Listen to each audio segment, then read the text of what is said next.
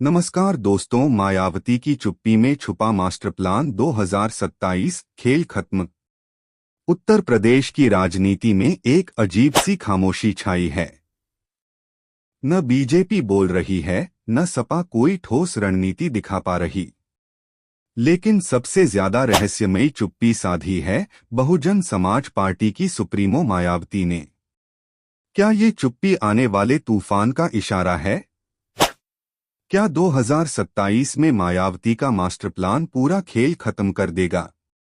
इतिहास गवाह है कि जब जब मायावती खामोश होती हैं, तभी सबसे बड़ी चाल खेलती हैं।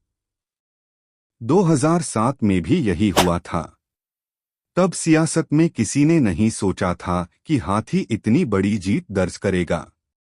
लेकिन मायावती ने चुपचाप सोशल इंजीनियरिंग की रणनीति तैयार की और सीधा सत्ता पर काबिज हो गईं। आज फिर वैसी ही चुप्पी है। और इस चुप्पी में छुपा है 2027 का मास्टर प्लान, जिसके 3 बड़े आयाम हैं। बीएसपी का कोर वोट बैंक हमेशा दलित रहा है, लेकिन मायावती अब पिछड़ों और छोटे जातीय समूहों को जोड़ने की योजना बना रही हैं। बीजेपी से नाराज सवर्ण वोटों को अपने पाले में लाना 2007 की जीत का ये बड़ा कारण था। मायावती जानती हैं कि अगर दलित प्लस पिछड़ा प्लस सवर्ण साथ आ जाएं, तो सत्ता तक पहुंचने से कोई नहीं रोक सकता। सपा का पारंपरिक वोट माना जाता है, लेकिन मौजूदा हालात में मुस्लिम समुदाय विकल्प ढूंढ रहा है। मायावती चुपचाप इस वर्ग को भी साधने की कोशिश में है।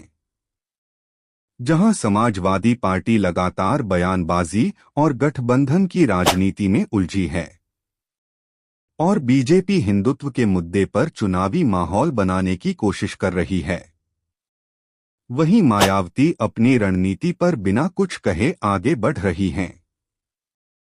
यानी बाकी पार्टियां जब शोर मचा रही हैं, तब मायावती खामोशी से चालें बिछा रही हैं।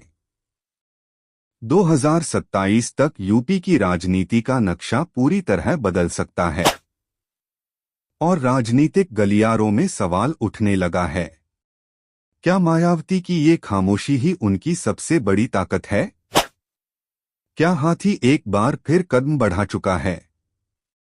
क्या खेल अब सच में खत्म होने वाला है? इतिहास कहता है, मायावती कभी भी बिना सोचे समझे कदम नहीं उठाती। और अगर वो आज चुप हैं, तो समझ लीजिए कि 2027 में यूपी की सत्ता पर हाथी का झंडा लहराने का सपना बहुत बड़ा नहीं है।